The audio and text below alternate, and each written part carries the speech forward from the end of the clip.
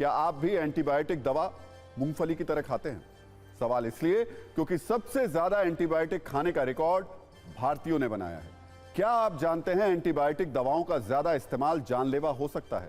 सत्ता के कई न्यूज मित्रों के मन में यह प्रश्न उठ रहा होगा, आखिर ऐसे सवाल हम क्यों पूछ रहे हैं? दरअसल सरकारी एजेंसी एनपीपीए यानी नेशनल फार्मास्यूटिकल प्राइसिंग अथॉरिटी ने एक चौंकाने वाली रिपोर्ट दी है। एनपीपीए की रिपोर्ट के मुताबिक भारत में एंटीबायोटिक दवाओं के व्यापार में बड़ा उछाल आया है। साल 2018 से 2023 के बीच एंटीबायोटिक दवाओं की बिक्री में 11% का इजाफा हुआ है। सिर्फ यही नहीं, 55% से ज्यादा मरीजों को डॉक्टर 2 या अधिक एंटीबायोटिक दवाएं लेने की सलाह दे रहे हैं। एंटीबायोटिक की बिक्री में यह उछाल ऐसी अवधि में आया है जिससे राष्ट्रीय रोग नियंत्रण केंद्र यानी एनसीडीसी ने देश का पहला सर्वे किया और इस सर्वे के बाद केंद्र ने एंटीबायोटिक दवाओं की बिक्री और इस्तेमाल को लेकर सख्त निर्देश दिए। इससे इस रिपोर्ट की गंभीरता का अंदाजा लगाया जा सकता है। सर्दी खांसी हो या कोई और बीमारी, अक्सर लोग डॉक्टर की सलाह लिए बना मन मुताबिक एंटीबायोटिक दवाओं का इस्तेमाल करने लगते हैं। लेकिन ऐसा करने से सुपर बग्स बनते हैं जिनके संक्रमण का कोई इलाज नहीं होता है। मशहूर मेडिकल जर्नल द लैंसेट ने एंटीबायोटिक दवाओं पर एक रिपोर्ट पहले प्रकाशित की है, जिसमें बताया गया था कि भारत के लोग एंटीबायोटिक दवाओं का जरूरत से ज्यादा इस्तेमाल कर रहे हैं। इनमें भी एजिथ्रोमाइसिन नाम की एंटीबायोटिक का लोग सबसे ज्यादा सेवन करते हैं। रिपोर्ट में यह भी कहा गया था कि देश के ज्यादातर प्राइवेट अस्पताल मरीजों को जरूरत से ज्यादा एंटीबायोटिक लिख रहे हैं। कोविड के दौरान यह चलन और बढ़ गया और अब तो लोग जरा सी समस्या होते ही बिना डॉक्टर की सलाह लिए एंटीबायोटिक ले लेते हैं।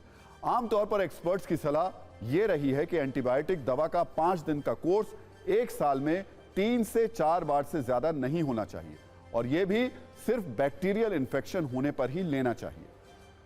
अब आप सोच रहे होंगे, एंटीबायोटिक दवा तो बीमारी से छुटकारा पाने के लिए दी जाती है, आखिर शरीर पर इसका बुरा असर कैसे हो सकता है?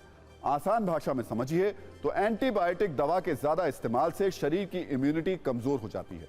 दरअसल जब बैक्टीरिया, वायरस, फंगस और पैरासाइट्स पर उनके इलाज के लिए उपयोग की जाने वाली दवाओं का असर नहीं होता है तो इस स्थिति को AMR यानी एंटी माइक्रोबियल रेजिस्टेंस कहा जाता है। यह तब होता है जब एंटीबायोटिक से लगातार किसी जीवाणु संक्रमण का इलाज किया जाता है और कामयाबी नहीं मिलती है तो वो जीवाणु उस दवा के खिलाफ प्रतिरोध विकसित कर लेता है। WHO के मुताबिक AMR आने वाले समय में मानवता के सामने 10 सबसे बड़े सार्वजनिक स्वास्थ्य के खतरों में से एक है। एक रिपोर्ट के मुताबिक MMR की वजह से हर साल दुनिया में 50 लाख लोग दम तोड़ रहे हैं। साल 2050 तक AMR से दुनिया में हर साल 1 करोड़ लोगों की मौत की आशंका है।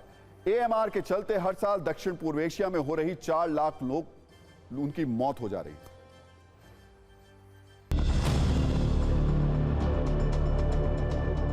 हमारा एंटीबायोटिक्स जो है हमारी बैक्टीरिया के अगेंस्ट दी जाती हैं और हमारी शुरू से ही काम आती रही हैं एंटीबायोटिक्स। एक तरह से यूज़फुल भी रहती हैं कब जब आइडेंटिफाई हो जाता है बैक्टीरियल इन्फेक्शन और तो उसको ट्रीट करने के लिए काम आती हैं।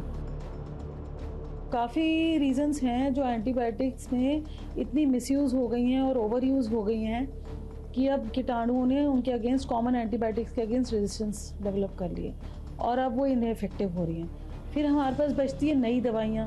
अब नई दवाइयाँ मैन्युफैक्चरिंग मार्केट में आने के लिए काफ़ी रिसर्च ज़रूरत होती है, तो नई दवाइयाँ इतनी नहीं हुई हैं डेवलप जितनी पुरानी दवाइयों के अगेंस्ट रेजिस्टेंस हो गई है। अब आइडियली या फार्मासिस्ट, केमिस्ट को एंटीबायोटिक भी प्रिस्क्रिप्शन दे के ही देनी चाहिए, बिना प्रिस्क्रिप्शन के एंटीबायोटिक नहीं देनी चाहिए।